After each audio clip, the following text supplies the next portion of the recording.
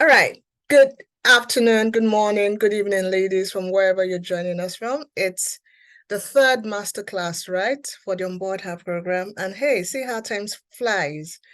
All too soon, we are moving gradually towards halfway through the program. We're still a bit far off, but yeah, we are moving gradually towards the midpoint for the masterclass session. So you're welcome.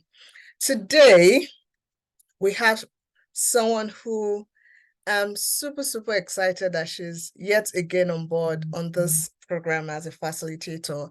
She's just such a polymath, someone who is a geologist, has her own skincare brand. In short, she actually has the only skincare experience center that I know of in Nigeria.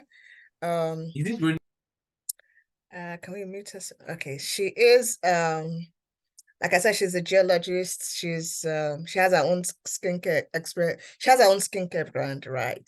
And she is also, you know what, let me just read her profile, so that I'm not just telling you, we've all read her profile, but let me read it again. So she is West Africa's first International Association of Business Communicators, IABC certified strategic communication management professional. Right. She's a co-founder at PRO Ally, a communication and stakeholder management outfit focused on the energy, STEM, and related sectors. She's a faculty member of the Executive Master's Program in Corporate Communication at Rome Business School. Her expertise cuts across oil and gas, energy sustainability, communication, and technology management. And she's got about 2 decades of corporate international experience, which are evident by multi-sectoral awards, one of which include one of the 26 most inspiring Nigerian women in the Netherlands in 2023. 2022 Nigerian women, can't say this again. 2022 Nigerian Woman in Energy, and 2021 Akwa Ibom State University Geoscience Leadership Award for Excellence. The 2019 American Association of Petroleum Geologists Distinguished Professional Award. 2016 Nigerian Association of Petroleum Explorationists Distinguished Young Professional Award. Shell Company Staff Recognition Award, amongst many others. A pioneer on several fronts, and I can testify to this. She was the first publicity secretary of the University Assistant Program Chairperson, 2016-2017, and the first young professional and student activities coordinator of the Nigerian Association of Petroleum Explorationists in the association's 48 years of experience. A polymath, as you can see, she holds varying postgraduate degrees in energy and sustainability from University of Cumbria, leadership and entrepreneurship from China Europe International Business School, business analytics, economics and accounting from Harvard Business School, geoscience from Robert Gordon University, and bachelor's degree in geology from the University of Ilorin. Just one person. She currently holds and sits on the board of Women in Maritime and Energy Awards, and do the Dream Youth Development Initiative, an initiative in special consultative status with the Economic and Social Council of the United Nations and the American Association of Geologists Board of Certification. She's also the global co-chair of the AAPG Sustainability Committee, convener of the Thrive Cycle, an exciting world of geology. A seasoned banker who's graced events in Africa, Europe, America, Latin America, she continues to share thought leadership perspectives on energy, communication, and sustainability. As a co-founder at PRO Ally, she's committed to simplifying complex science communication, championing progressive causes, and amplifying positive impact stories of our focus sectors of energy and STEM. She's married to Kunle Afolayan, not the actor, and they have 2 outstanding children. Ladies, it gives me great pleasure to invite my friend, my sister. I call her my friend with the Harvard brain. she's that person that I call when I want a unbiased, analytical, no strings attached. You know, she'll tell me, sis, you know, I love you, but this is what it is, right? You know, so it is indeed my delight to have her as a faculty on board her, and my delight to welcome her for today's session. Tobosun, you're welcome. Thank you so much, SKP. When you're reading, I was pinching myself like, oh my goodness, that's not me, but it is me. Thank you so much. And thank you everyone for being here. I can't even begin to say I know the inception of PAYWEN, but I want to say I'm privileged to know when she was carving this idea. I remember that we were actually on a trip in Tanzania, and we just came back and she threw out the challenge of what should be the name of this great idea in our mind. And to see this now, SKP, well done, well done, well done. Thank you, sis. We have moved away from, you know, just empowering 5,000 women to being focused on placing women on board, to being focused on finding ourselves in the boardroom. Now it's beyond you just you know, sharing ideas. It's now you putting people in places of opportunities, and I just want to say well done to you. This is absolutely brilliant, and I'm so proud. You think you're proud to be associated with me? I am proud to be associated with you. I am super proud. Thank you. Oh dear, so good to hear. So we can start, I guess. Yes, you can start. Do you want to share your slides? Yes, I will. Because I like to challenge us differently, I like to ask questions around, why are you here? Why are you at this event? What are you here for? Because really, time is a commodity that you can choose anyhow you want to spend it. You can choose to not be here. It's really about choices that we make. So being here, I like to always task when I go for virtual sessions to say, your being here is a price you hold yourself. So be here, just a matter of challenge, be here. And one way to be here undistracted is really to turn on your camera. I know people tend to say, oh, it's going to be distracting, but hey, don't worry, not to me and not to everyone on this call, but occasionally, please turn on your camera. Let it not be that we are singing to ourselves. There's nothing worse than, you know, when we women gather and we are still doing 1,001 things. I'm talking to my children here, I'm talking to my husband there and all that. I mean, which are really great things. This is why we are multi-potential lights, but this 1 hour or maybe an hour, 30 minutes or slightly more, let's dedicate it to ourselves. Let's discuss. So please, I'm craving your indulgence. Turn on your camera. Thank you. My name is Tobosun Afolayan. I like to be called TA because it's funky, not because I think it's just easy to say TA. So I've kind of adopted that. Please, if Tobosun is a mouthful for you, please say TA, but I'm pleased to be here. I know that this is a powerhouse already. We don't have a lot of time for introductions, but I'd like you to please go into the chat and tell me one unique thing about yourself that you want me to know. One unique thing that you say, TA, you must know in this, before you leave this, know this about me, know this and know peace. So please, let's do that in the channel. I'm going to be reading one thing, one nice thing. I mean, everything about you is nice. So that one, I'm not even debating it, yeah.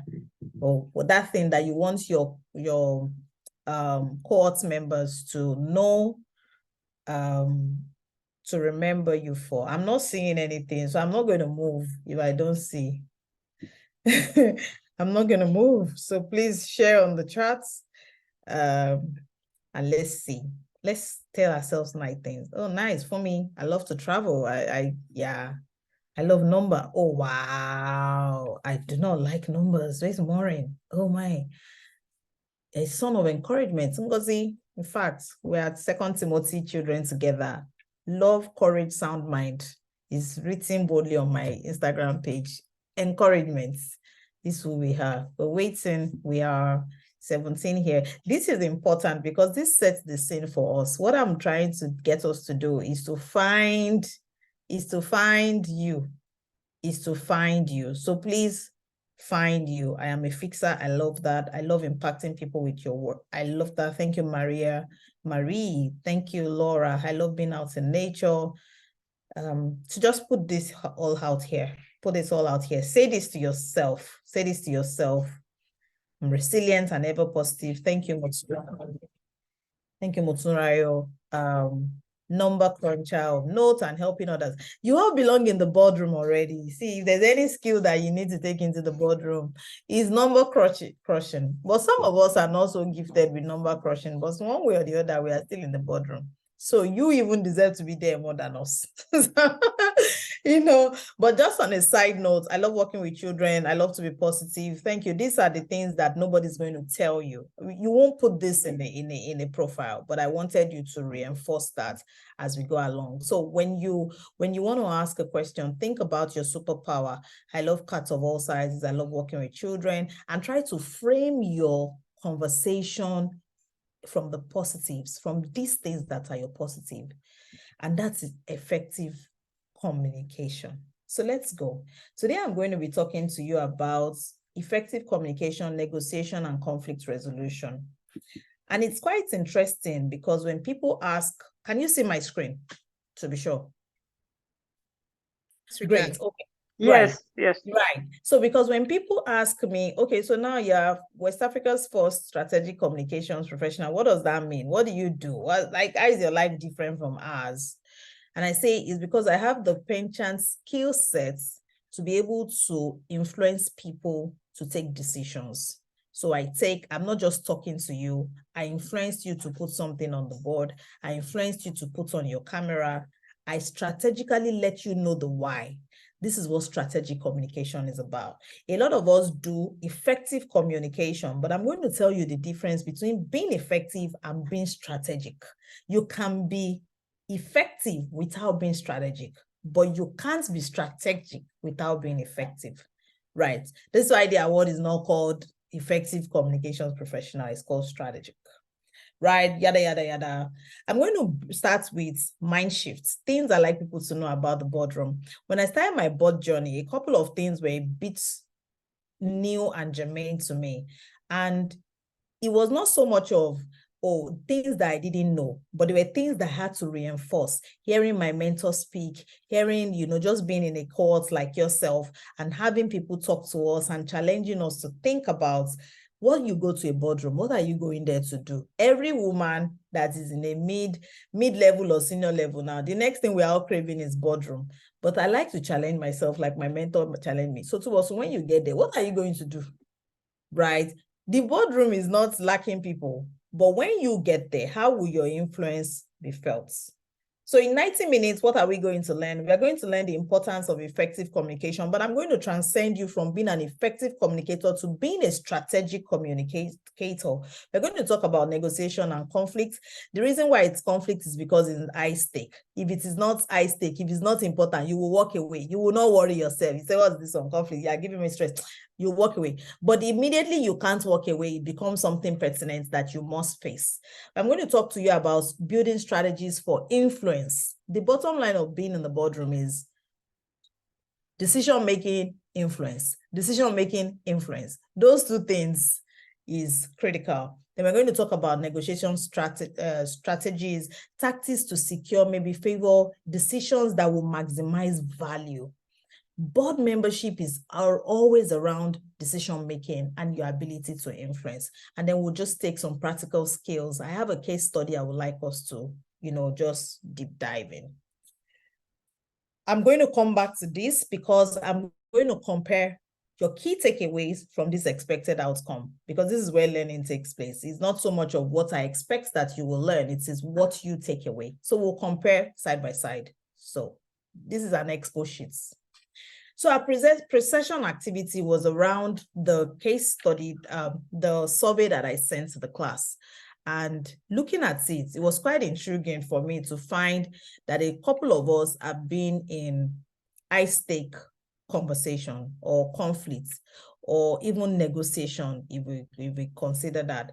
But again, this is not very peculiar, because every time you find woman or women or humans, you find all of those things. So we are in good company, right? All of us have had to deal with these issues at one time or the other. In fact, maybe some of us even had to negotiate being here today with our critical stakeholders. Maybe some of us even had to say, for this 30 minutes, please lock me out of this house, you know? So we do this every day. But what I found interesting in the submission is that a lot of us mentioned that we were uncomfortable with the situation. We were uncomfortable with being in a conflict. When you get to the boardroom, you've got to be comfortable with being in conflicts. You've got to be comfortable in having opinions that is not in parallel with what everyone is thinking. This is why you are in the boardroom. It's not for convergence. It's for diverse ideas to come together. The other thing, so I thought to mention that the first thing is being comfortable with conflict, being like settled. Everywhere is doing he, and you're just settled and you're just thinking, okay, so how are we going to, when we finish all this hyperventilation, where is the results coming out from? Being that voice in the room that says, it's okay to have this crucial conversation. Let's have it so that we will make congent decision before we move forward. So being comfortable with, it came out that I saw from the survey that a lot of people were not really comfortable with it. So please be comfortable. The second thing that also struck me really interestingly was around when people, with the question around communication styles, the one that you preferred. And a lot of people did not pick listening, of course, for obvious reasons, because they say listeners are like fools, right? But we also know that active listening is probably one of the most and strategic ways to communicate. Because when you actively listen, what you are doing is giving your counterparts or your participants or the person you're conversing with an opportunity to talk. Now, this is very crucial in the boardroom.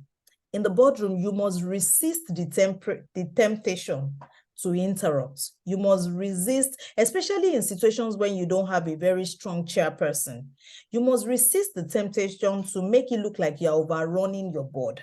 You must resist, in fact, if there is a goal you have to have in the boardroom, is to show decorum, is to not show that you can come and run people over. I have opinions and I'm just going to say it as it is. Again, your position, your reason for being in the boardroom is decision-making and influencing.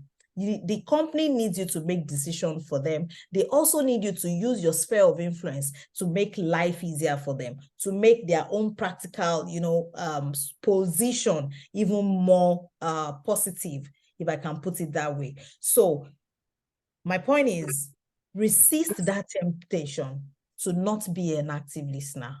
Because when you don't listen actively, you lose a lot of things that people are saying. And there's nothing more irritating than when, may say, your management team presents something and then you ask the question again. They'll be like, we spent years. It's not, having you here is not for play. You could have just listened. And I'm sure that you've had corporate governance before and they've told you the importance of preparation. Preparation. Being in a board meeting is a lot of work. So I wanted to highlight that. Conflicts, get comfortable with it. We're going to talk about it. And also begin to imbibe the act of listening. Now let's go to my mind shifts. I have 3 mind shifts for you. The first thing is, when I started to pay attention to when I go into senior leadership, that I will finish a lot of meetings in the day and then somebody will call me and then I'll say, I've been in meeting all days. So I went to meet my boss one day. I said, I don't even have time to walk. I'm always in meetings. So he sat me down, an Egyptian, by the way. He sat me down. He said, I hope you realize that this meeting is your work. I said, meeting is work. He said, what work again are you here to do? When you sit in that meeting, you are working. So you are not in that meeting hoping that you will now go to work. You are in that meeting working. Since the day George Bisada the best boss I've had so far, I mean, like the second best boss, mention that to me. Have not forgotten it. So the few times somebody calls you and you say, I'm in a meeting, you are not in a meeting, you are at work. So your board meeting, especially, is work. You're not going in for a board meeting. You are going in for work. You are going in to channel all your ideas, all the values you bring to the table. It's your chance to work. The meeting is the work. Don't think the board meeting is an extra portfolio or maybe an extra thing on your resume. It is not. It is a part of the hard work that you do. So whether you make it hard work or you make it good work, I left that in a comma for you to, you're the driver of that ship. Whether it is going to be hard work or it's going to be good work, it will be you deciding that. But board meetings are work. The second thing, come on.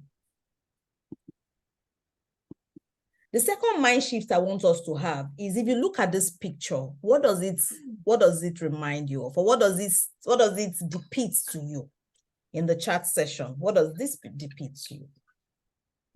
Let's go. We're all board members already. This is a board. So what does this depict to you when you see this? Follow the leader. Thank you for me. Who else? A lady giving direction. Yes. Leadership, marching onwards. Good. Following someone. Yes. But it's about influence. People say leadership is about influence, but communication is even more, because leadership can be positional, but communication is regardless of the position. So whether you are a new board member, or you are a matured board member, or you are still in senior leadership or middle leadership in your organization, you have responsibility to make your communication a position of influence. Leadership is positional. What you get out of your communication is around people being influenced by what you say, by the decision you are taking, by the solutions you are bringing to the table. If I don't agree to what you are communicating to me, I'm not going to listen to you. Communication is about influence. So when you are communicating with people, you are thinking, how am I influencing this person?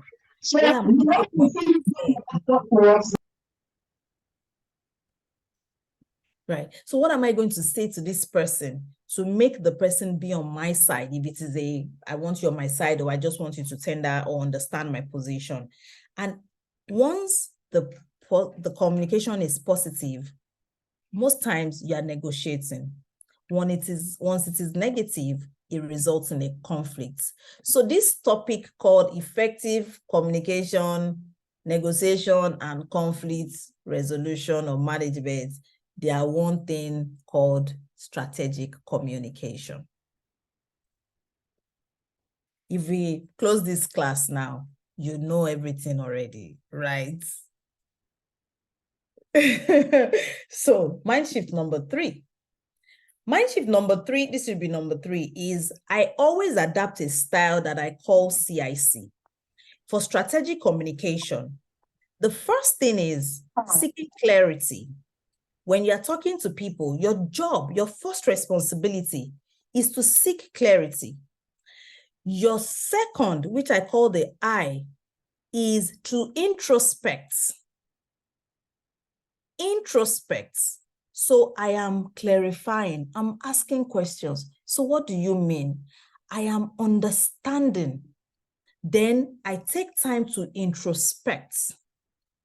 And then my second C is that solutions that I bring to the table, I bring them as recommendations, open for collaborations. In the boardroom, the dynamics is different. You can't have, so you have maybe you sit in the audit committee, or you sit in the risk committee, or in some that are fancy, maybe they even have welfare and employee committee. You can't have or be the one with the best brain. Imagine that in the boardroom, imagine all of us here now. How many people, we all have great brains. So you cannot make your solutions like you are imposing it on us. You must make it like you are seeking for collaboration. Remember, I talked to you about influence. That influence, don't forget it in the boardroom. It is about winning people. Your presence in the boardroom is about making decisions, hard decisions, difficult decisions, challenging decisions, but importantly about seeking influence. Because if you bring this decision or you bring this value to the table and you don't have the influence to put it, you don't have people, or maybe you can't social proof your idea, somebody is going to shoot it down. The boardroom is a workplace already. Forget that, you're on a higher level making decision for an organization. It's also a workplace with people, human beings having differing interests sometimes. One thing keeps us together. It is that the goal of the organization must be channeled and maintained. Right. CIC is my cheat code for strategic communication. I seek to ask questions. So when you're talking to me, the first thing I'm asking you is a lot of questions. So what do you think? Really? So how did it happen? How so? How can I help you? What exactly can I help you with? If you invite me to a board, the first thing I'm going to ask you, is this your board? What is it made up of? Who are the people there? It's not just, board for the sake of being on a board. What are the kind of challenges that you have on your board right now? If you are seeking funds, oh yes, I don't mind to do that. But if you are seeking, maybe you have legal issues, I can only help you with the communication aspect, but I can't support you with legal implications, right? So maybe it's not me that you need, but it takes me to clarify, to ask these questions. When you get to the boardroom, so the first step is even questioning to being on the board. The second step is being on the board. And then the management team comes to you with their charade of, oh my God, and boardrooms are quite interesting. The management team, they bring things to bombard you. You have to seek for time to introspect. Most times you don't even have the time to introspect. This is why the documents are sent to you sometimes 1 month ahead of the meeting or a week ahead of the meeting for you to chew down, introspect, ask question, ask yourself the question, so that when you profile the solution, you are also profiling it from a position of collaboration. So these 3 things I would say are my cheat code for functioning effectively in the boardroom. Who can remind me what number 1 is? Clarification. Clarification, number 1. Number 2? Introspection. Introspection. Great. Number 3? Collaboration. Collaboration. Thank you very much. We can close from here. SKP. We can close from here. Right. So mind shift 3, and that's it for my mind shift. So now let's talk. I'm going to make this very quick. Yeah. As a board level decision maker, and I'm not going to say board member, you're a decision maker now. Your decisions are to shape the future of your organization. Oftentimes, the reason why there is a strong board is because there are challenging situations. If everything is going well, really, that organization does not need a strong board. They just need a sounding board. But for you to be on a strategic board, there are real challenges. Challenges does not mean hard life. It can be maintaining a position on the market board. It can be increasing profits. It can be expanding into a new locality. It can be a lot and many things. As a responsibility on your side, your ideas must be heard. In fact, I had a mentor once, just to share personal story, who sat on a board. And this was just, when people tell you stories, you must also ask, what's the need for me? So it was just jokingly saying that this board, all these women that they bring on board, that they will be waiting for icebreaker, maybe somebody to introduce them and all that. It struck me as odd that a board chairman will be saying that. But because in my head, I'm like, but come to think of it, if I go on a board, really, I will wait for myself to be introduced. I will sit down pretty and say, I'm here now. No, and then he mentioned that, and I'm like, okay, there's actually common sense in this. Why would I go into a boardroom? I'm already in that boardroom. They already know I'm coming. So which introduction am I waiting for? And then he mentioned the idea of being a boy is that your ideas are to be heard. That's it. So your first job is to come and build trust that, oh, we know you are coming. Now you have sense. Show it. Right? So trust must also be built. Your ideas must be heard. Don't be too formal that you now over inundate yourself with protocols. Don't be extremely respectful. We women, oh, is a good thing. But sometimes it can be crippling when we are waiting turns. Sometimes jump. Sometimes say, chairman, my hand have been raised. I don't understand. Is it that you did not see that my hands have been raised? The next time your hand is raised, chairman will call you first. So respect is great, but don't let it be too crippling in the boardroom. It's not a place of you have arrived. In fact, the stakes of being in a boardroom and being an ineffective board member is worse than being just in senior leadership, because the world will travel around. Everywhere they want to put you on a board, they will ask, so how was she on that board? And they say, before we hear idea from her, she will raise up and if we don't call her, she will not speak. You know, that's how apolitical these things are. Negotiate to drive your strategic decisions. There is a meeting pre-boardroom. There is a place for influence, building comradeship between your board members. Don't wait to be called. Oh, I'm new on this board until they call me. No, call, chairman, I'd like to introduce myself to you. I'm not sure if, my introduction was properly made. I have expertise in XYZ. I'm a woman of top 3 things, because by the time I tell you number 4, you have forgotten. So I keep it at top 3 things. What specific thing can I help you on this board with at this time? Put me on that committee. Make such demands. And importantly, because we are talking negotiation and conflict today, your negotiation is towards strategic decision making. And conflict is around building consensus. In the boardroom, conflict is not the one that, you hold the person to chest and say, I'm not going to talk to you again. This woman, she has annoyed me. In fact, she spoke to me rudely again. It's not deep in the boardroom like that. You don't have to agree, but you must have a consensus. So, effective communication, we all know this. We've been practicing this all our lives. What makes this strategic? We've talked about CIC. We've talked about influence. The other element I would like to mention is fostering understanding. You must challenge the person you are speaking to. Do you understand what I'm saying? Am I clear? Am I communicating? Does it make sense to you? This solution I'm bringing on board, does it make sense? But you know what makes this easy? When you have trust.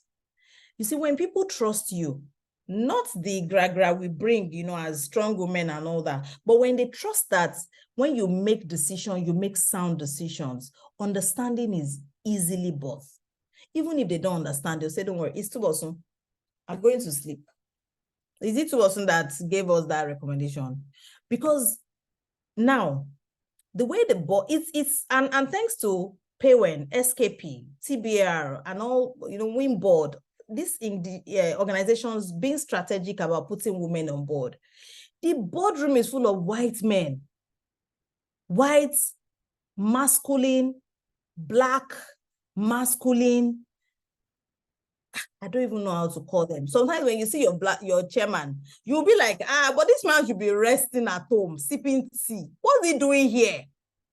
You will be amazed that your being there is paving way for a lot of people. So don't jinx the chance by not achieving trust in your knowledge. Trust. Baton handing over is not happening at the space as which we want it. That's why PAYWEN is doing this.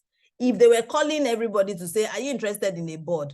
All the women, this one will be on board now. If they put all these women in senior and leader leadership in a board, there will still be space on the board. But because that's not happening, every woman that goes on the board, who fails to build trust, who fails to build influence, what you have done is that 10,000 of us behind you, you will not smell boardroom. So please, strategic communication on the board is most important element is building trust. Trust in your ability, trust in your skill sets. So how do you apply this in high-stakes scenarios? Be well informed. Be well informed. Any organization that you are a board of, you must know what is happening in the industry. You must know what is happening in a parallel industry. You must know how to adhere, maybe instances that are applicable in your industry. You must minimize misunderstanding in the boardroom. The management team comes with conflicting ideas. Half of the time, they always do. You must be the one to say, wait, we are here for you. We are not your enemies. What do you really want to achieve with this proposal you have brought? It's a fantastic proposal, even if it's stupid. Yeah. But we don't get it. We know that somewhere inside this proposal, something is missing that we are not clinching. Minimize misunderstanding. I can't even talk about this trust enough, because if there's anything you must build, influence, trust. Foster collaboration. Your recommendations must be collaborative. It must be one that binds people together. And at the end of it, you're going to be measured by the positive outcomes that your organization make. Board members are measured by how well their organizations do. They are not separate. In fact, if you look at it, people talk about the chairman of the board more than they talk about the CEOs. If you research most of the big boards, organizations that are really progressive, when they go to important place, they announce the chairman of the board first and our very esteemed board members. The chairman, the CEO is like after all of those, because he's a salary earner. They have handed over to you the mantle of steering the ship of that board. So I wanted to share real-world examples of effective communicators. The one person that is not even on this list, or maybe two persons internationally, is Seth Godin. Now, Seth Godin sits on a couple of boards, and how he crafts his statements on the board is exactly on how he writes his letter. This is a man that has disciplined himself that any information he wants to pass to us humans, it must not be more than 100 words.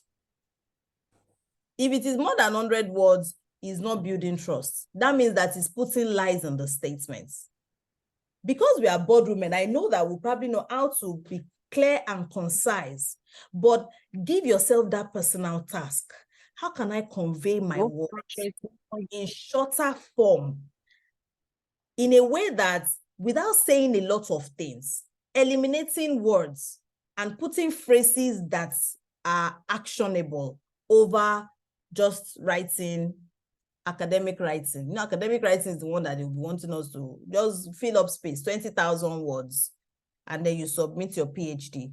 In the boardroom, our decisions, our conversations must be right on spot, because you don't have a lot of time and you are making decisions for organizations that they are in existence for a long time. Don't be afraid to share your ideas, even though they are based on current realities. Don't be too afraid to think your ideas are either too germane or too old or too trendy or too young.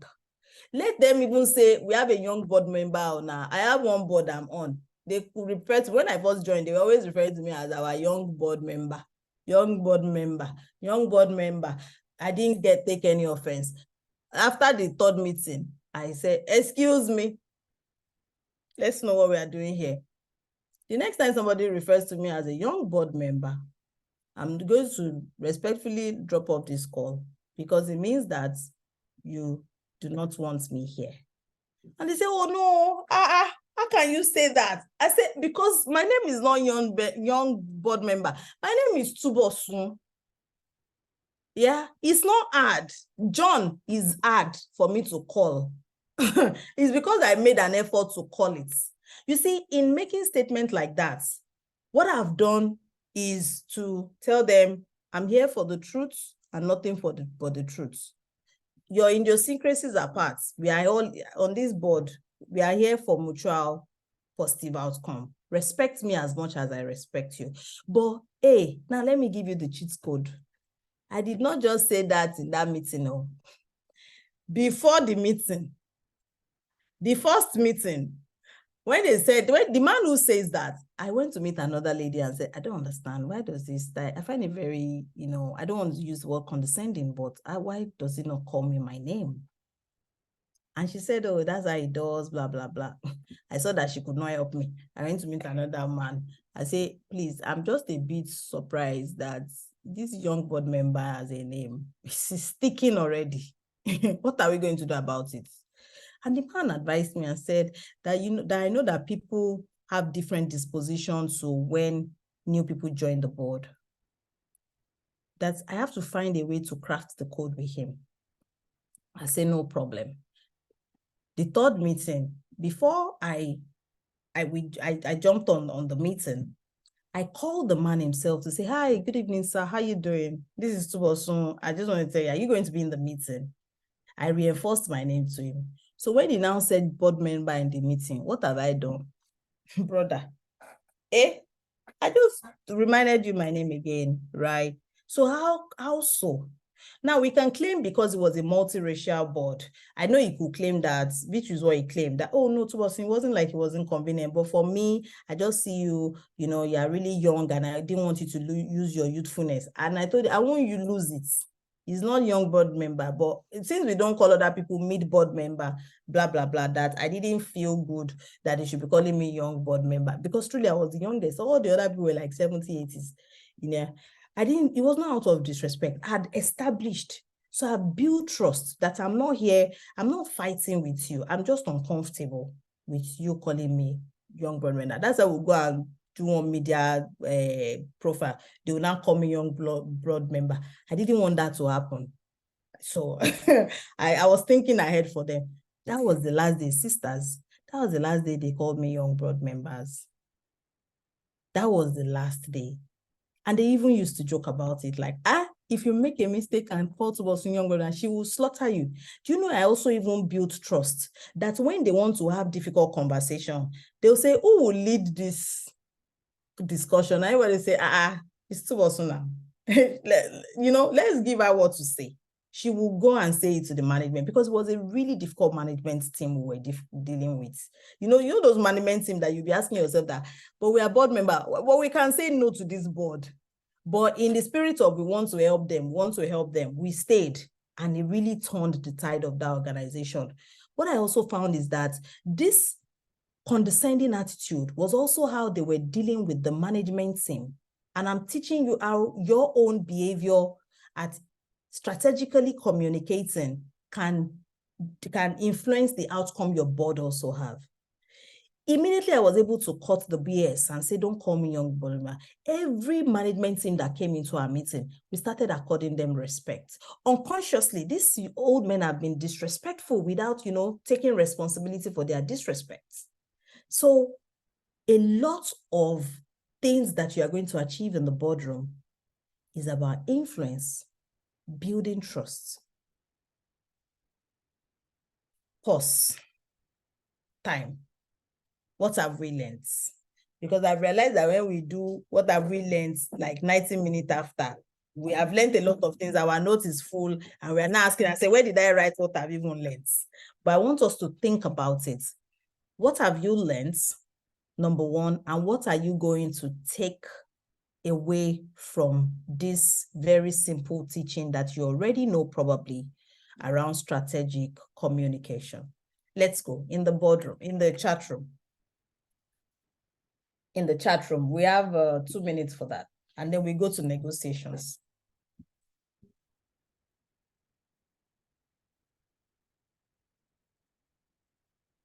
Let's go. Okay, either one or top 3 things that you have learned today, aha moments, I know this already, that kind of thing. Thank you, Fumi. Thank you, Olua, Fumi Care. Thank you, Daphne. Build trust, influencing and building trust. Thank you, Priska. Build trust. CIC model is stop for me. Thank you, SKP. Application of CIC. Thank you, Caroline. My main tip is to trust in myself and know I deserve to be there. Be confident, build trust, and be well informed. Yes, yes, yes. Thank you. Thank you. Good. So always be knowledgeable. I mean, everybody that comes here that tells you about being on the board, they're going to be reminding you that just know what you're saying in a board meeting. Research ahead. Don't go there. It's the generation of women that are behind you. Please, all of us, if you don't do well on a board, they will bounce all of us out. Think about it that way. Speak out politely, but speak. Do not allow board members to call you names, young person, to not wait my turn, sometimes to jump in, and yes, respectfully so. You are on that board because they know that your head is there. They don't just pick board randomly. And maybe, side notes, now this is not about negotiation, conflict, this is about getting on a board. See, applications do not get you on board. I'm sorry to disappoint you. Applications do not get you on board, though.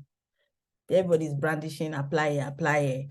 Applications will not get you on board. What will get you on board is network. Build network. Ask, tell people, I would like to be on your board. What's your point? What's the challenge that you think I can help with? Go there with a solution mindset. Ask people for this opportunity from a solution mindset. I can help with ABC. I have a friend, Yemsi. Yemsi got on a board by talking about HR to this person. She was just strategic, but every time she calls him, she'll say, this HR issue. She'll talk about HR trend in the world. She will let it be. Another time she will call him. She'll talk about HR issues, that workplace. So what is workplace becoming? How is he dealing with workplaces in his organization? The day she was going to break it was the guy that said, Yemsi, I need you on my board. I have HR welfare issues. Can you help with it? Because it's as if you have plenty of knowledge about HR. She demonstrated her knowledge. I'm not saying that applications don't get you on board. I'm just saying, based on the numbers and the people, do network. In fact, if you have to do application or network, I will say do network first. Be throwing in the application, but please do network. Network. You must have heard that plenty of times. Network can make somebody call you on the phone and give you a board position that you do not even know exists. And there are many boards like that. They don't even know they have a solution. They don't even know that they need you. They don't even know that they need anybody until you keep speaking your truth. So that's just side notes. Now let's talk about negotiation. My daughter is doing carpenter work here. The first thing around negotiation, being on the board, is understanding what your non-negotiables are. There are lots of people that think negotiation is about strategy. Oh, I'm going to go there, I'm going to clarify, I'm going to ask questions, and I'm going to say, no, you don't start negotiations like that. Because you'll be put, as a board member, you'll be put in instances where you probably have to help your organization to negotiate a position.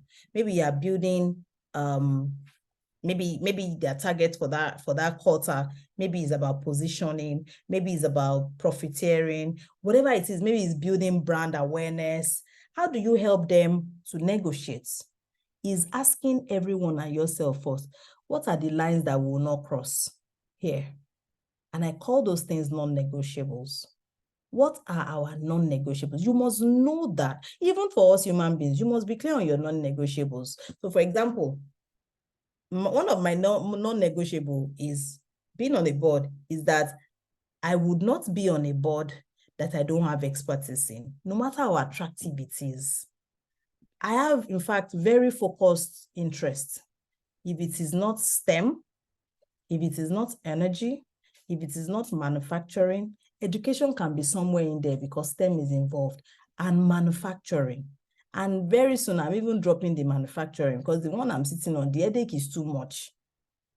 They're the ones with the biggest issue. You know, that for me is a bit of non-negotiation. So there's no matter how fancy the board position or application is, if it's not in energy, comms, strategy, STEM, that's manufacturing is like this, I'm skipping it. I'm not going to be there.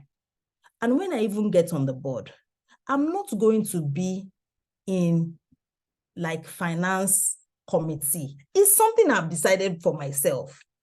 I don't want the knowledge, not because it's not good, but at this stage, I know the knowledge that I want to pursue. So as simple as this, very subtle, what are your non-negotiables? When you then go into the boardroom, you must be able to ask also your organization, wait, as an organization, what are our vision, mission, objectives? People know all those things. But when you ask them, what are your non-negotiables? What are the things that we will not be found doing? Everybody say, I like to know. What are the lines that if we cross it as an organization, we have done something wrong? You must be the one to champion this thinking, because a lot of organizations are not aware that they must also have a non-negotiables. For example, one of my non-negotiable on one of the board I sit on, Women in Maritime and Energy Awards, is that we are going to be giving mostly underrepresented women, not women who have made the name in the industry. You know the way awards are now. We most likely give it to people who are already known. And I said, for me, we must give underrepresented women that will not even put their name on the application board, that we must seek these women out and we must honor them with the awards. It was not going to be if you don't do that as a board, I'm happy to be out of it. Because I didn't want us to be giving people who we already know, who have gotten all the 1001 award in the industry award every time. So they make it an effort. The management team, it's like, if they have to engrave my name on that award, I'm sure that they are near there. Because every year I would challenge them and say, these names, I know them. So far that I know that name, this award is not over, right? We must find that name that I do not know. And because I know the energy industry very well, if I call one person or two person and they say they know the person, that person is not going to get the award. We must find that green on, who's by putting her on an award, we are encouraging others who are just really quiet and doing their work. Very clear on my non-negotiable. So you must find what that thing is that is your own non-negotiable. The second thing around negotiating anything at all, not even being on a board, not even about negotiating being on a board, but negotiating while in the board, negotiating on behalf of your organization, is knowing your blind spots. Remember, I said you must know a lot of things about the organization that you are in. You must know the trend, you must know about the parallel organization, you must know about the sector, but you must also know your unknowns. You must know the things that you don't know. This blind thing, I am blindsided by this. And one of the biggest blind spots that a lot of organizations have is the use of data. We may think that you are tracking the data, but a lot of organizations don't even know. Know your blind spots. Are you technologically challenged on the board? Know your blind spots. Do you have challenge with, maybe changing hearts and mind of the staff? Know your blind spots. Know that maybe change management is a problem. For example, this organization over the years, change management, they don't go near it. Know your blind spots, because when you know your blind spot, then you know what you are missing. At least you can then prioritize that, based on our vision, mission, blah, blah, blah, we are eating the envelope, right? So know your non-negotiables.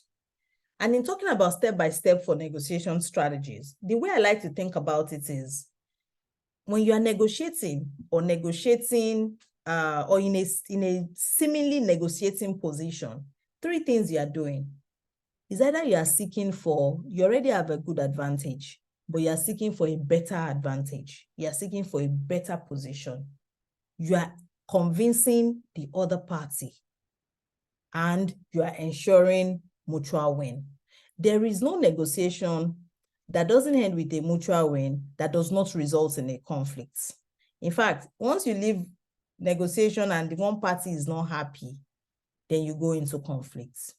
Think about friendships that even you have. Once you cannot agree over the same thing, the next thing is a conflict.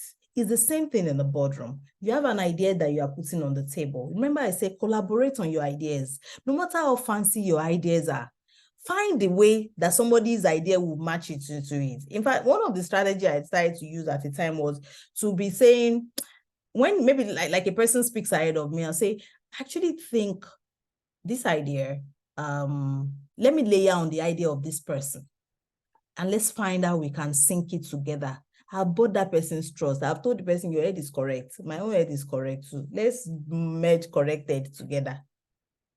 The strategy is also in how you present your solution. Don't be that person that say, oh, here, I have this recommendation, blah, blah, blah, blah. Yeah, this. In the boardroom, the dynamics is a bit different. When you proffer based on mutual collaboration. Ensuring mutual win for your organization is the most important thing. Your organization at the end of the day are going to be judged by how well your decisions on the board level make them move from point A to point B. They are not going to be judged by how fancy your board meetings went or how great you guys are friends. It is all the decisions you all bring to the table. How has it helped our organization? So you may be friends, you may all be jolly good fellow on the board, but you must be the one to also challenge. Are we positioning the organization in the right way? Are we negotiating a good position for them? Are we ensuring that people we have partnership with, they feel at ease with us? Win-win situation. In any negotiation, nobody's going to, wake up the next day and say, oh, I was not in the right sense when I was making that statement. No, it doesn't happen in the corporate world. So how do you ensure that a man does not wake up or a woman does not wake up or another organization does not wake up and say, oh, I think we need to change what we decided? These three things: ensuring closure. Closure is big. When you have negotiated a position, always bring it to closure. Closure can be anything. Closure can be meeting highlights. It can be meeting notes. It can be contracts. It can be you just sending a message and say, we discussed 1, 2, 3. These are our position. Establish commitments. Now that we have discussed, the next step is that we are going into ABC. Don't leave your negotiations hanging in the sense that, oh, the person has Jesus spirit. I have Jesus spirit too. People have Jesus spirit. All of us have Jesus spirit. But sometimes we all forget that Jesus spirit when we want to negotiation. Is that what I agreed? I could not have agreed that. No. Put your Jesus spirit into action by ensuring that the commitments are well established and share measurable goals. We're going to go into class activity very quickly, but let me just round up on this one. So again, this is really just moving through the REN. You have to prepare. We've talked about this. Prepare. Listen, we've talked about it, and find leverage positions. Of course, you're not going to put yourself in a situation where, okay, anyhow it swings. That's not negotiation. Negotiation is never about anyhow it swings. It's about, you getting the best out of that position. Emotional intelligence is key. Timing is key. Patience and persistence. You cannot be tired when you are negotiating a strong position with anyone. You cannot even feel like, which is why I said on the survey list, a lot of people felt, oh, being in a conflict was an uncomfortable space. It's the same thing as being in a negotiation. You will stay with it.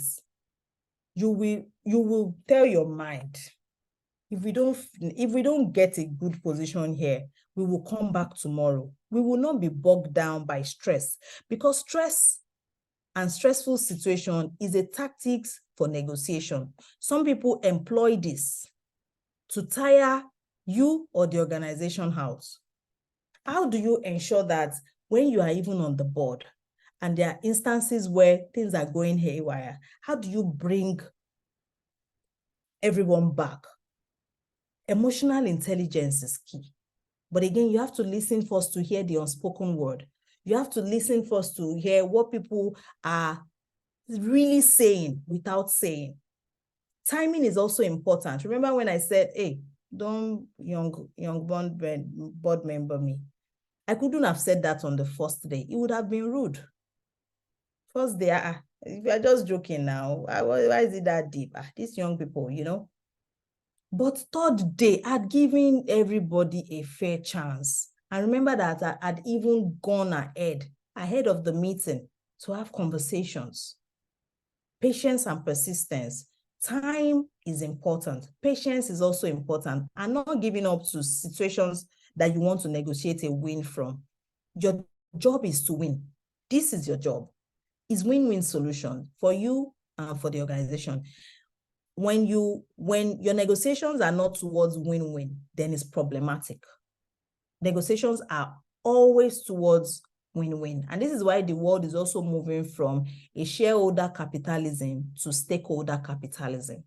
Now you see different parties. The organization is trying to please a lot of people, trying to please even Gen Z that is not their business, trying to please the market woman that is not their business, trying to please. So you must be that person who helps your organization to negotiate a very good position across all their shareholders, their stakeholders, pardon me.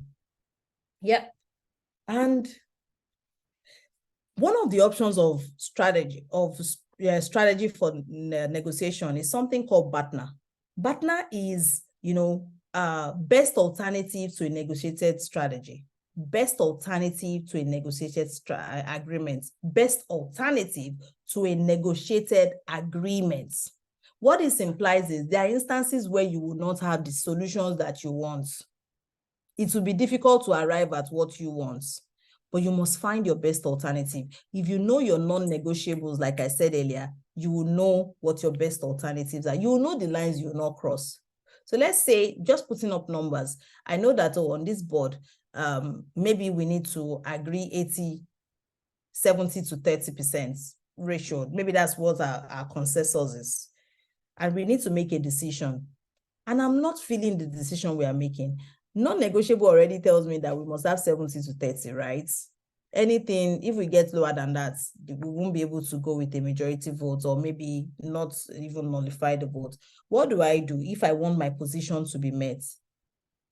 Is to find my best alternative. My best alternative is to go and convince those 30 people and say, do me a favor. Can we think about this differently? Can we, can you just hear me out? What else can we do about this problem or this challenge that the management team has brought to us? They are my, recommendations. What do you think about it? Being able to channel your best alternative in a way where, even though I'm not winning, it's fine. But I just want us to have a balanced view of what we are having. You must have non-negotiable and a best alternative. Then your win-win, the one that you know that you want to achieve. Once you go into negotiation with these three elements, your work is half done. Because immediately they are moving to your next non-negotiable, you say, don't go there. That's not going to happen. In this organization, it's not going to happen. In this organization, we don't take, I'm going to say something now, but it will put me in trouble. Let's say example, because the organization, like I say, in this organization, we don't take LGBT. And maybe they don't have LGBT on board. They now want to force you, say, Mba, that's our non-negotiable. It's already written down somewhere. Let's not discuss it, right? What is our best alternative? Our best alternative is that we will take other disabled people. Diversity is not only about LGBT, it's also about physically challenged people. We can win on that as well. If somebody is asking us for our DEI matrix, how about we consider that from that diversity lens? But our win-win solution is that we'll have the people that we want, so to speak. Yeah, but I've just used that to illustrate conversations that happen on board and how we can really navigate this thing. The best alternative, a non-negotiable, and our win-win solution, or our preferred position.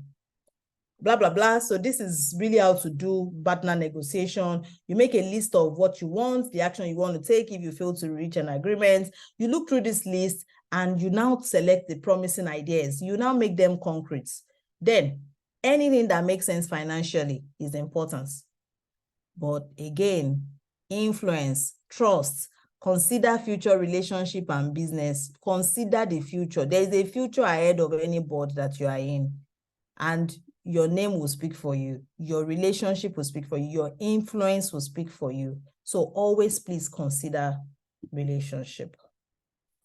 This is where we're going to stop. I'm going to put this on the screen, but we're going to do our breakout session now. In that breakout session, what I've done is to sit down to carve out this very interesting case study. I see that we are, I'm trying to see our number here, SKP. We are 18 on the group. I'm going to join one. SKP will join one as well. We can divide ourselves into 666 because the case study is around six persons. Let's read that. Let's do that for the next 15 minutes. Now I'm putting you in a high stake situation. That reading cannot be more than 4 or 5 minutes. Don't make it longer. Find a way to apportion work within the team. Let's collaborate together and then we'll answer the questions under it in this case study because it will teach us how to strategically communicate, how to negotiate a position, and how to resolve conflicts. When we then come back, we'll then come talk about conflict resolution. So SKP has put the case study in the group chat. Let's pick it up, put us in our breakout room. We will be back in, so if we can start our breakout room now, we'll be back in plus 20 minutes, will be 75. So we'll be back 15 minutes past the hour. Yeah. 20 minutes. Let's go. 20 minutes will be 27 minutes past the hour. Would it be? Okay. Time I see 54. I see 54. I thought we're counting down, but it's okay. I'm not looking at Okay. Anyone you want works. Let's deepen this conversation, please. Okay, Imagine so Patience, can you please divide us into breakout rooms?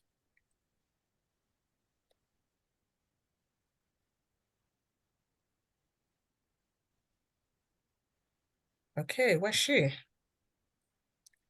Okay, let me do the apportioning. Okay. Patience, are you there? Okay. Let me broadcast. Okay, I don't know what's happening, but okay. It's not okay. Apologies, I need to do this manually. Let me just sign to am I signing people now? So,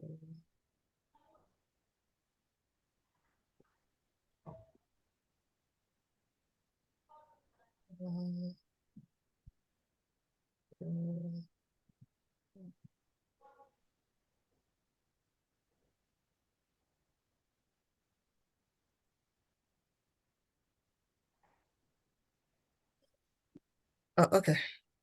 I think.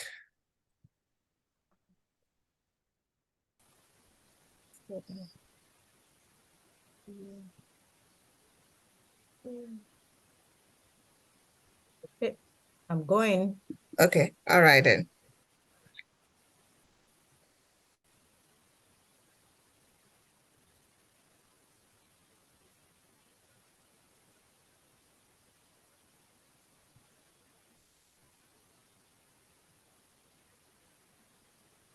Daphne, Miria, please join your breakout rooms.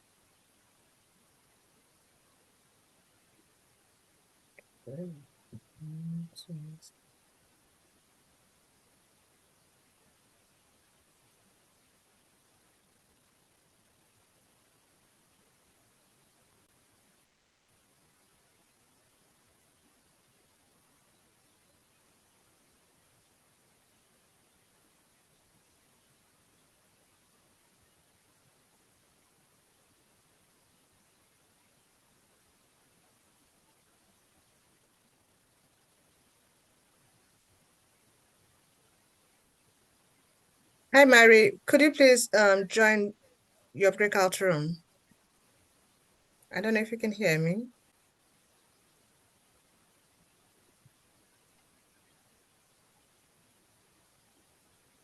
Hi, Mary. Can you hear me?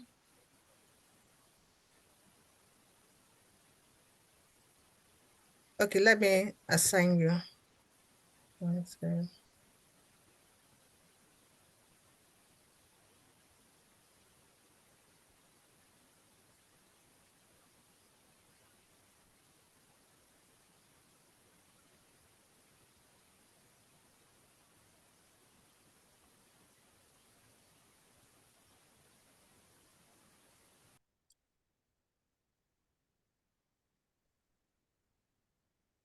You're muted. Okay, 15 minutes to 20 minutes. Great. Alrighty. So let's do this in 10.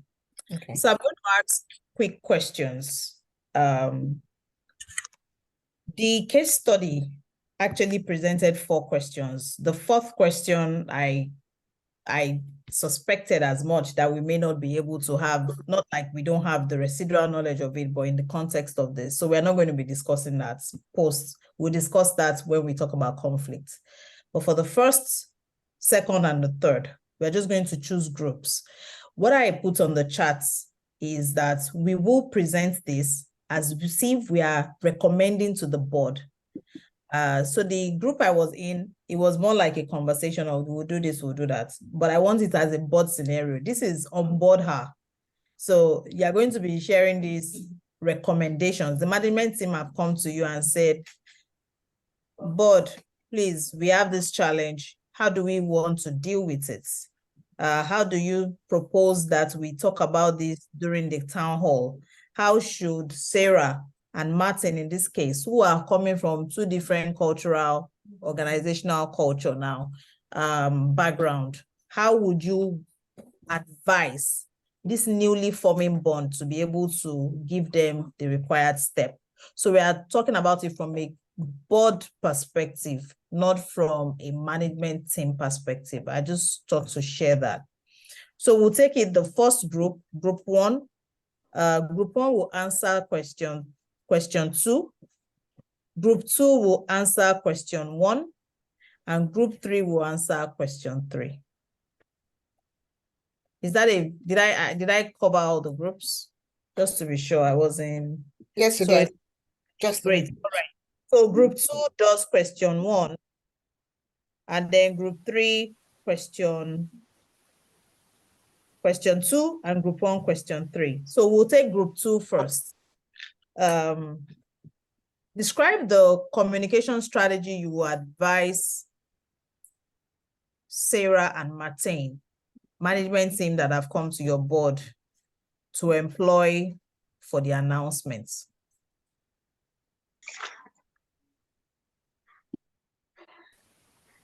So for group 2, I think we'll, all of us will make an input.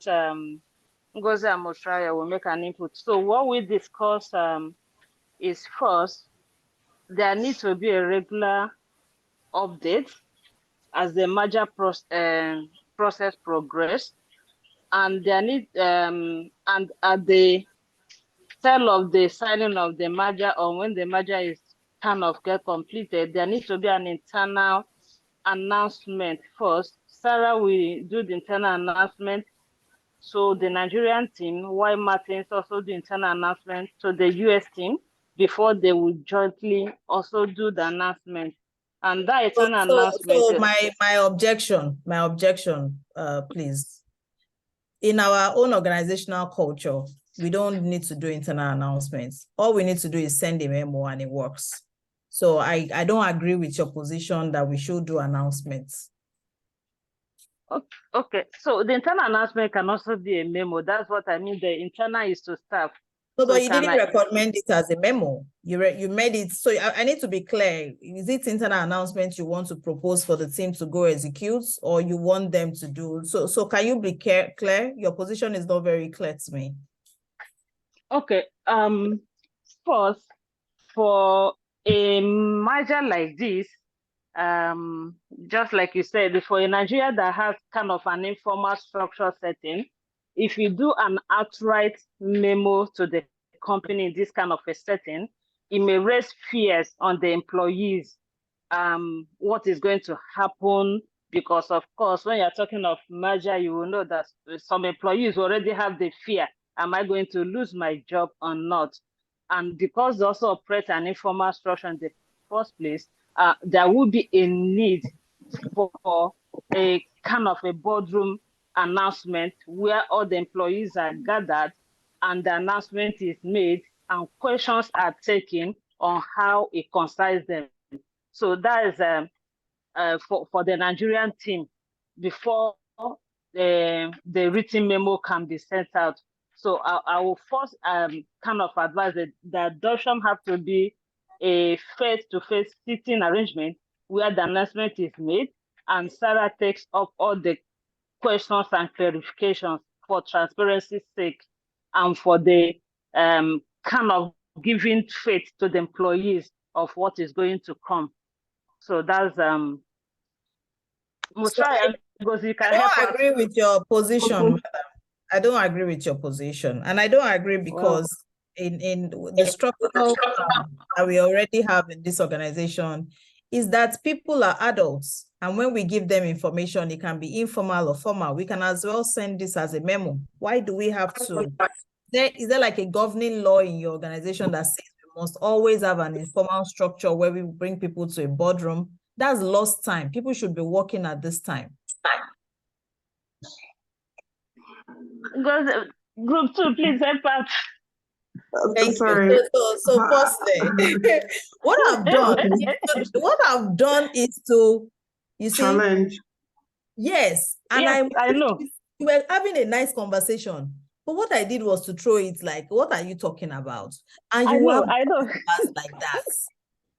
No, I know that's what you did, but I need them my team to also kind of okay. So let's role play. Okay, so I'm going to chip into that or take it on from there.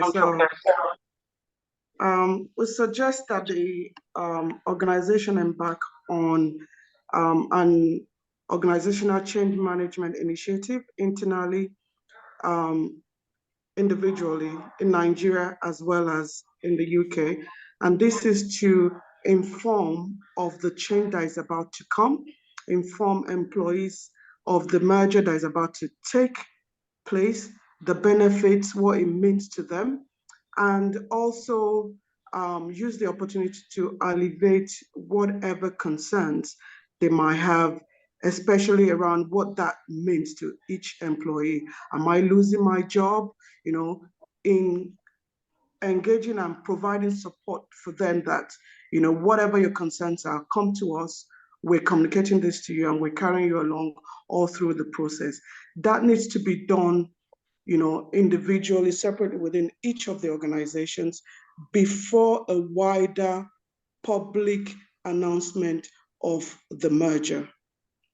Thank you. So I'm going to stop you there because of time. But you mentioned UK markets. That document did not say UK. It said America. So again, prepare.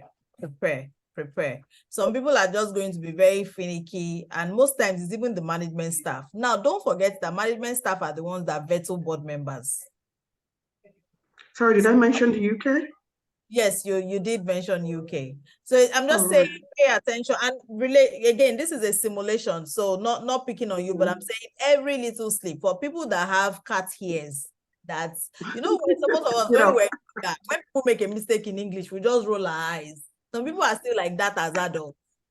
They are like, so all this money we are paying you, if you are sitting on a board that is paying me, say, so all this money that is paying you cannot even devote this time to know that we are not a UK company, that we can complain. Subtle things like that are going to happen, right? So the board environment, most times the conversation, because it's very quick, you don't have the time to expatiate your position. So you must be clear from the beginning. Oh, we are proposing, because it's a Nigerian market that we are starting from, we would like to propose, not we are proposing, because you are recommending from a position to collaborate.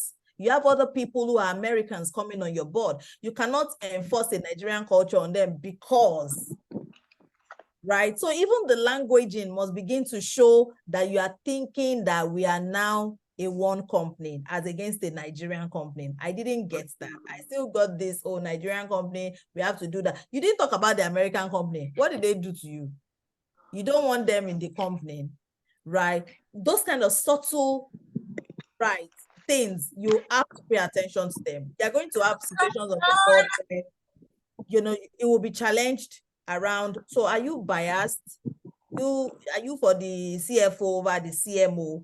You must pay attention to those ones, please. But thank you, good effort. I just wanted to throw in that spanner so you see how boards are really nice places to be. People are jovial, but when conversations become heated, you must be able to hold your ground and stand from the position of this is what I mean. I think it's from you know, present it in a way that it sounds collaborative. That's what I wanted us to achieve. Thank you. So group three now, you're taking question 2. Now, you know, you're kind of more prepared, right? Because you already know that I'll challenge. Bomber. But let's go. So how would you propose for the management team to identify key cultural differences between the two companies? What specific action would you take to promote cultural integration? Remember, you are talking to the management team. You're not talking to the staff. So also be aware of the kind of languaging that you use. Let's go, guys. Ladies, please. Group 3.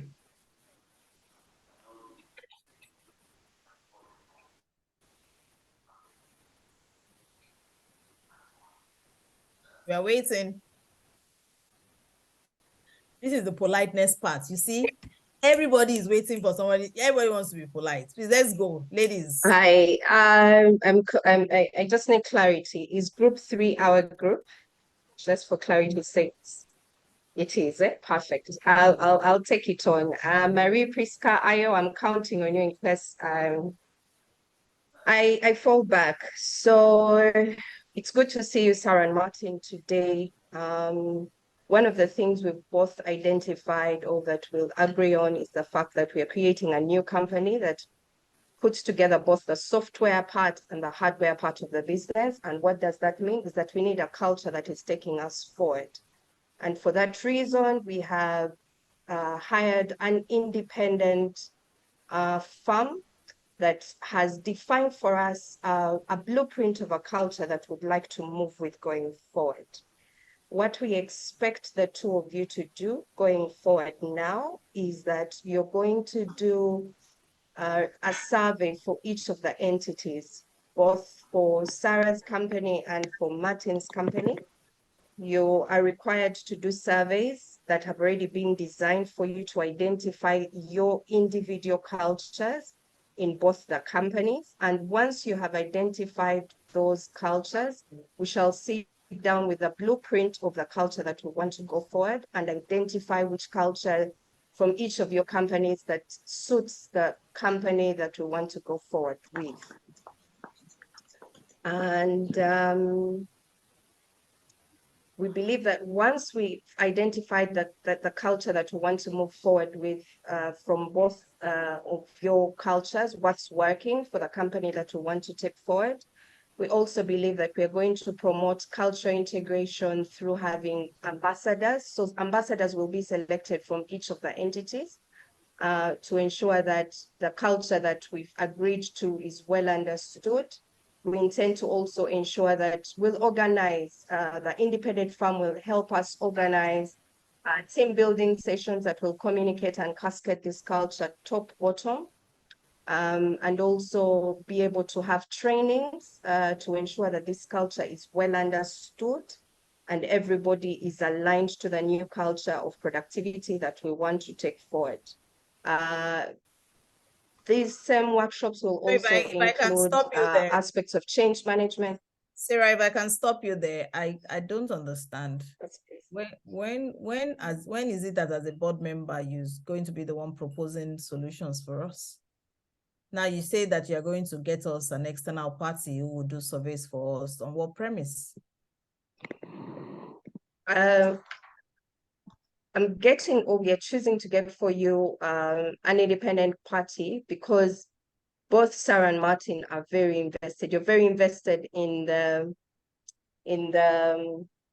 in the negotiation. You're both CEOs at this point. One of you is going to be selected to be the CEO of the future company. So at this point, we cannot let you be the ones to hire the company that is going to choose the culture transformation that we desire, because each of your companies has a culture that you desire, but it may not be the best culture to take us forward. But you can't say that. We went through a merger and there were no cultural issues. So why now would you then impose on us an external party? We haven't have any key differences. What we want here is for you to propose how we would identify key cultural management. That's what we are here for. I understand, but we need to be able to choose a culture that works, that is independent of what you might both have. You guys have very good culture. We appreciate that, but it's also possible that there are some cultural issues that we do not want to take forward in the new company that we want to do, and it cannot be done by either you or by either Sarah or Martin. Thank you. Thank you so much. I know that the other team members will probably have something to say, so I'm going to allow you 1 minute. Let's hear the other team members before I then give my thoughts, please. No, I think Sarah captured it very well in terms of having an independent consultant come in so that there are no biases. Like we said, it's good that the measure went on well, but just for a fresh eye to come in and then pick whatever loopholes. That's the word. That's the word I was looking for. That fresh eye. So Sarah didn't mention that. Sarah just said she was going to enforce on us an external party, and that's why I challenged her and said, but we didn't have any issues before. So sometimes being able to, say the why you are proposing, and I also missed and Sarah, this is not picking on you, you know that, right? Yeah, and sometimes being able to say it's a recommendation, right? And then open up to the others and say, so what are we aligned on these thoughts? Immediately you have a challenge. It's not enough to then stay on, this is what we think. It's now to throw it up to your members, like, this is all we agreed, right? Yeah, what you have done there is that you have solicited for support from your other board members, because management teams will keep probing and say, why do we have to do this? Why are you not agreeing with us? Why are we not, this is the direction we want to go. I'm also opening up to, these are our recommendations. I didn't, I kind of missed that. Our job is really to recommend. You don't enforce. Interestingly, as strong as a body is, you cannot enforce a lot of things. You can recommend, right? You still find boards enforcing, but your position must be first from a position of recommending. So very great job. The idea is a third party, which is what I would naturally also, all of us will advise any company to do third party, but how do you get win-win that everybody sees it from? It's not like you're joining us. It's not like you don't trust us. It is that this is what we need at this time, right? I hope that helps. Yeah, because it also helps with negotiation. So group 1, now discuss the management of cross-functional teams in the post-merger integration phase. How would you ensure the success of the merger, especially in operational and technological aspects? Let's go.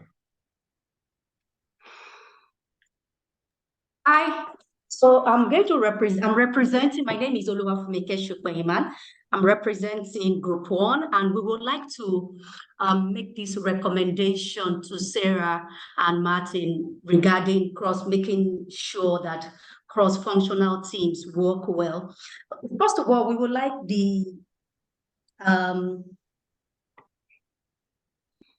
we would like, based on the understanding that we have had, that this merger and acquisition is interesting, and it will benefit all of us.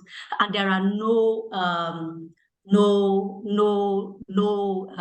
the two organizations are on the same level, because there is they are benefiting from one another. So we will suggest to you that you should hire an internal comms team that will be able to look at the functions of these each of the teams, and then see how they can cross-function without conflict.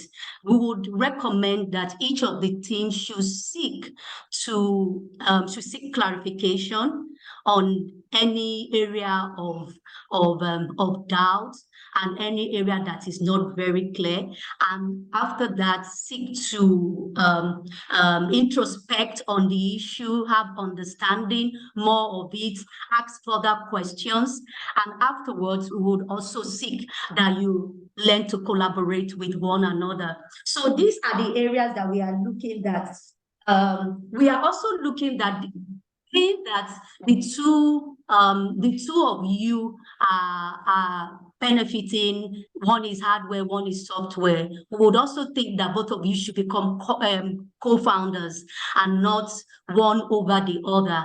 We would also suggest that you think of having an external consultant who could help you to interview roles. That's enough. Oh, thank you. Thank you. Thank you.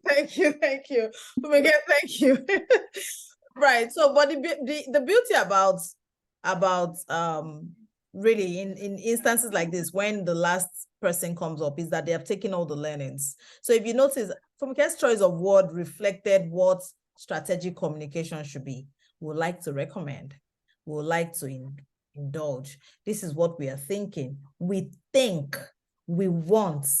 Those choice statements, what they do is they build influence. Yeah. What they are essentially doing, what Fumike was essentially doing, is asking for your opinion while she's giving. In instances like that, you're going to go taking all of our recommendations just because she has said, we would like to recommend, we want to, we think, with this. So thank you for encapsulating all the knowledge that we have. The important thing to state here is really good efforts. Now, while I was interrupting and all that, the board space is not like that. People are very full of decorum. They will not interrupt. I just wanted to throw the perspective of conflict into it. And I was surprised that none of you picked it up and, got angry with me. So really kudos on that. You hardly find a rancorous board. Everybody's always very polite, good, easy on one another. In fact, very respectful, right?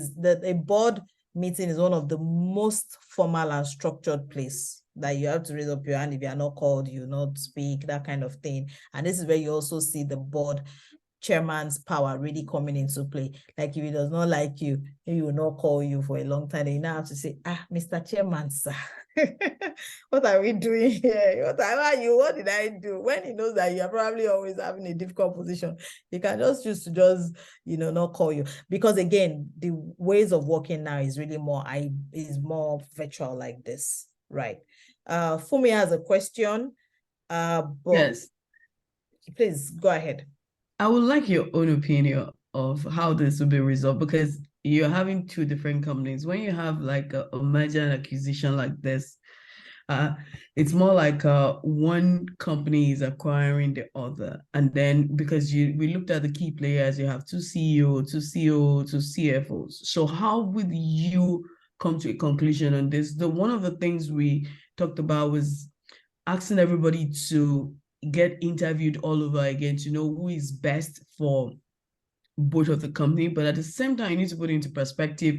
We're talking about software and hardware. So mode of operation is quite different. You have technological stuff involved as well. So, and from your own perspective, how would you really resolve this, structurally, the company's organogram? What would be the best way to do that? The first thing will be from a position of margins, really. So because they are board members with numbers. So if my board members with the higher numbers is coming from a software company, they sit on the CEO seats. That's how seats are distributed.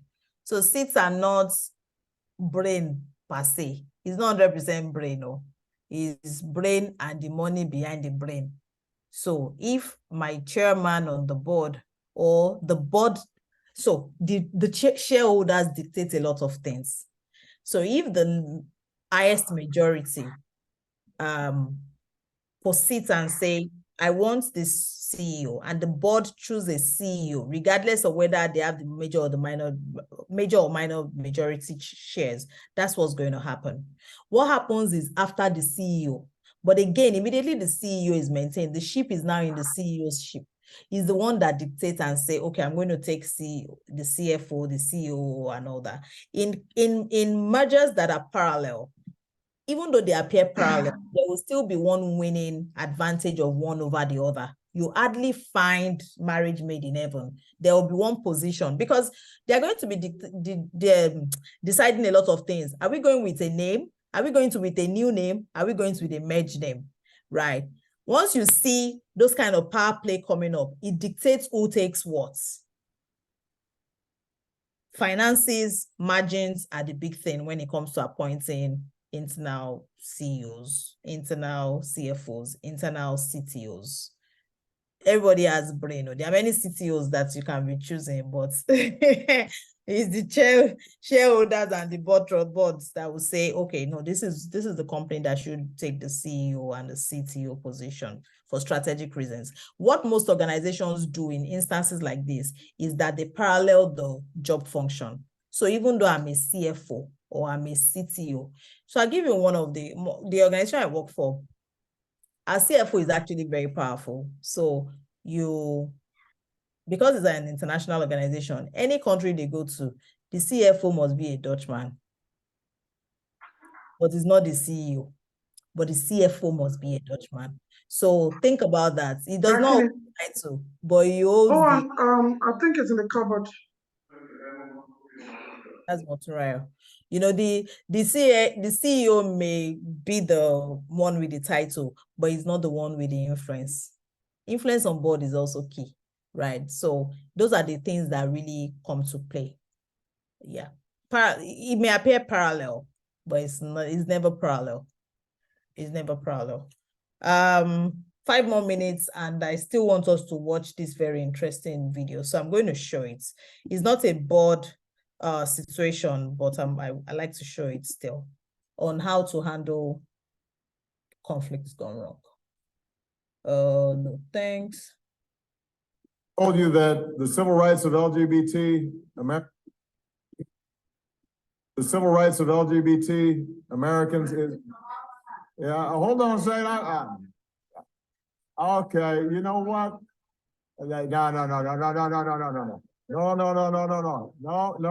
No. Hey.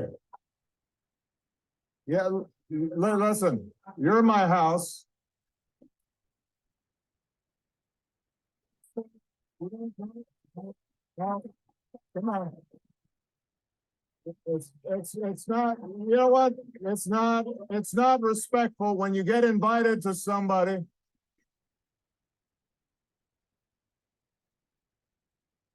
You're not gonna get a good response from me by interrupting me like this. So I wanted to use that to really land, you know, when you're in a high-stake situation. So the whole world was watching President Obama. And there was this handler who was ready to, he has nothing to lose. So when you are in conflict, the first thing you ask is, what do I have to lose? Who is the other party? What has the person got to lose? And this is how I'm going to open up the very short intro into conflict management. Conflict management, you can still see my screen, correct? Yeah? Yes, we can. Okay. Yes, I can see your screen. Okay, yeah, you will see President Obama, who was having a global press conference, and an handler messed up, because that's how it works. Even when you have to deal with conflict, it's me. Remember the way I was interrupting? That's conflict. That's me putting you in a situation you shouldn't be. That's how conflict arises. Conflict is when I don't agree with your position. Conflict is communication gone negative. Conflict is me not understanding. So how do I proceed if I'm the bigger person, quote and unquote? These are the issues that you found around conflict. The first thing is active listening. If you notice, President Obama did what? He listened. He gave the guy, everybody had to cheer him up at one point. So put yourself in a position where every of your action is cheered. right? Even though you're saying how you feel, what you feel, let it be that your listening is not in doubt, that you are listening to this person, but this other party is not listening to you. Show empathy. Show empathy as well in how you even land your conversation. The young man must have some issues. Maybe he had bonding issues that he wanted to share. So the empathy could be, it's not nice. You don't need to speak like this. Never take it personal. Never assume that, oh, this person is about your person. I mean, there are instances where it will be like that, but never assume that in a board meeting or even when you give your position, people are about you. It's not, most times not about you.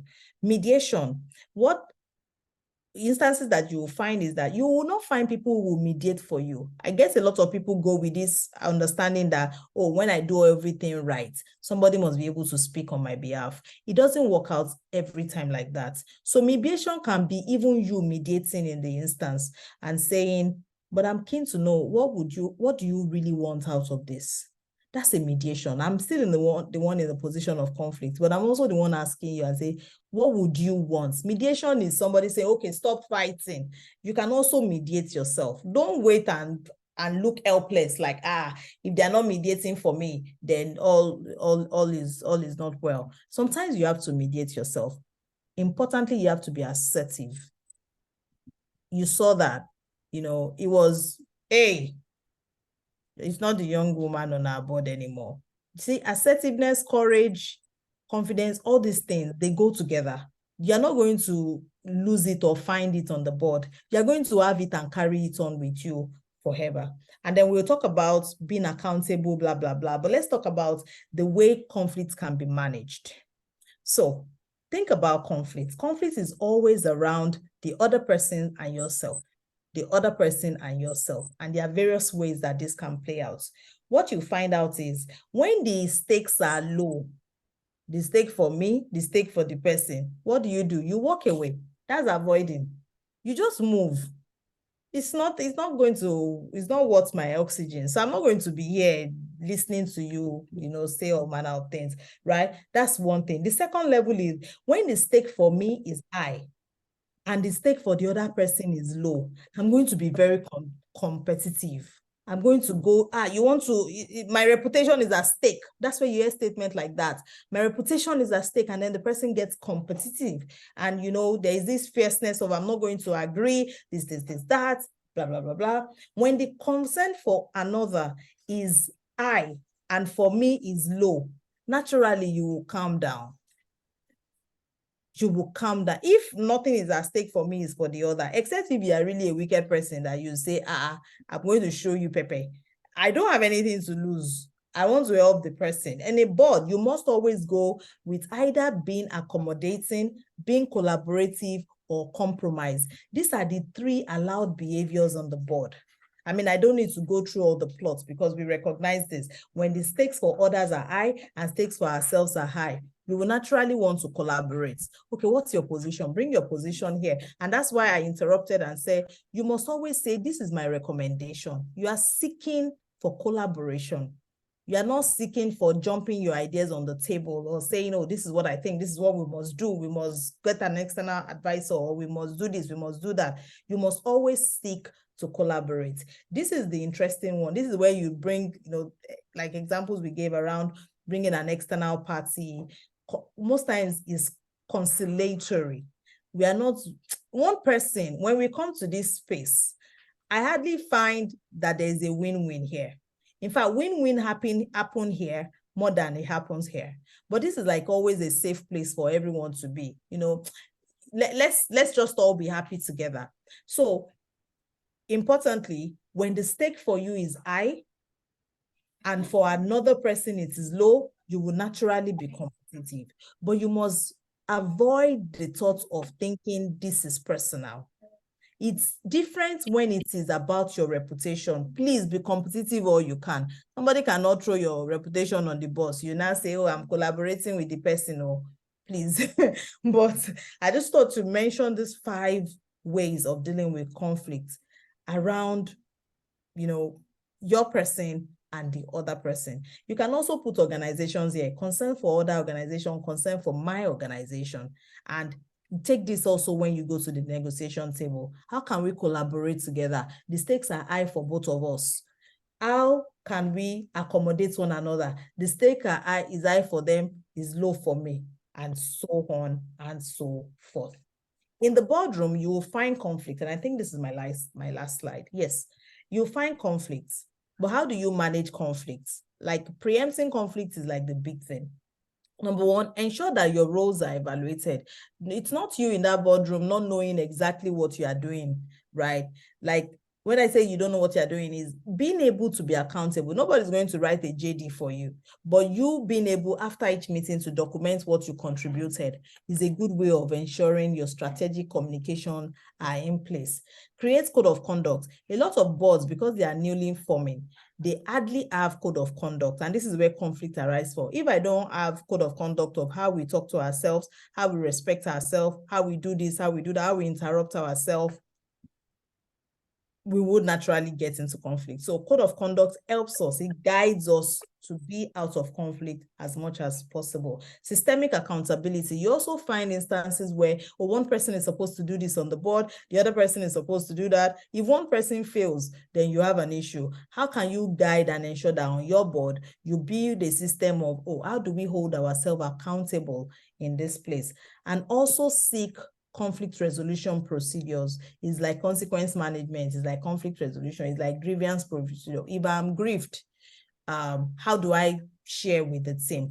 Most times in every board meeting, before you start, they will say, do you have a conflict? It's different from this conflict we are discussing. That conflict is around ethics and around gift and hospitality. It's around, okay, maybe this project we are discussing, maybe your company is putting a stake there. Not that kind of conflict. The conflict here that we are discussing is around how you personally feel, how your ideas are being accommodated on the board, and how you also bring your ideas to the table without irritating other people. And like you mentioned on the case study, if all else fails, you must seek external industry mediation. And this is the end of my plenty talk. But I'm not going to allow you go if you don't share in the chat your key takeaways and what you will do, setting personal goals for yourself. We've shared a lot on this forum. One personal goal, one action that you will take going forward that you would ensure that this learning is not just in your notebook, but it's something that you then go carry. So over to you, your key takeaways from this and setting a personal goal. SKP.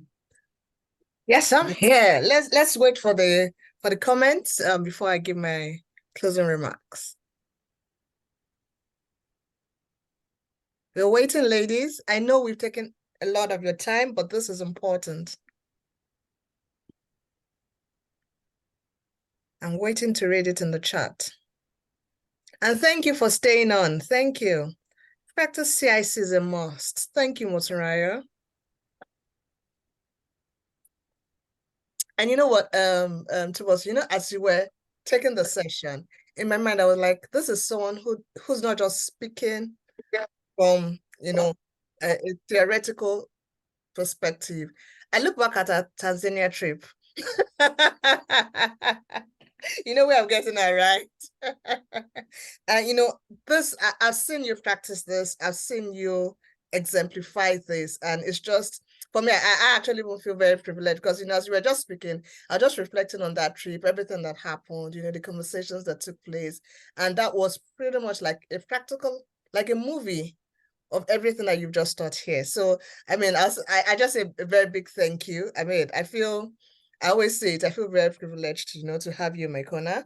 This session is another session that has shown why I call you my sister with the Harvard brain, right? I mean, very practical, very simple. I love the way you were looking for the ladies' trouble and they did not know you.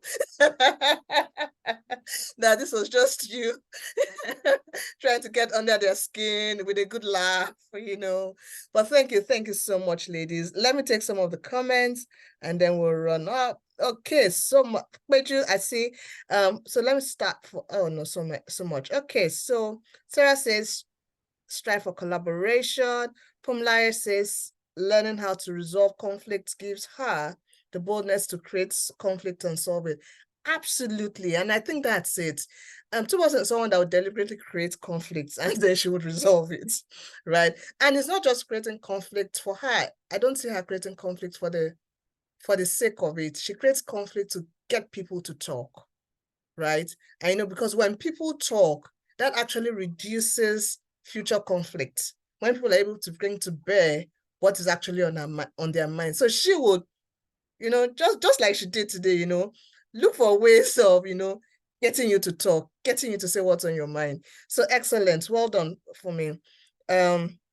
Laura says, always know how to negotiate to get a common ground. Collaboration, fantastic. Communication is influence. How you communicate is very important. Yes, thank you. Peju, you know how to list it, you know, our professor. Build trust and influence. Identify what is non-negotiable for you. Be strategic in communication. Practice empathy and negotiate. This shows someone who was taking a lot of notes. Thank you, Peju. Nene says CIC model was a key takeaway for her and she'll practice this going forward. Thank you. I'm happy to hear that. Also approach a recommendation when giving guidance rather than imposing her ideas. Carolyn says her key takeaways are to be firm and assertive, to communicate with influence. And Abosede says listing her non-negotiables and practicing the art of mediating for herself. Carolyn says she's going to practice CIC and conflict resolution, specifically being empathetic and mediating herself or finding out the reason why the other person is acting the way they are. Maureen says being empathetic and mediating herself. Yeah, we've talked about that. Yeah, seeking collaboration. Yes, this, you know, and too much I told you that this is a very, very, very engaged class. You know, you would, it's a class that really makes you feel happy, you know, teaching. So thank you so much, Tuboso. You know, I can't thank you enough. I'll call you much later, but thank you so much. Thank you for your time. I know it's been a long day for you. You had a class at Rome Business School earlier on today, and then right immediately after that, you jumped in on this. So I truly appreciate this. I don't take this for granted. My regards to your family. I mean, I'm sure they're all at the door, like saying, Mommy, Mommy, you asked for a certain amount of time, your time is up.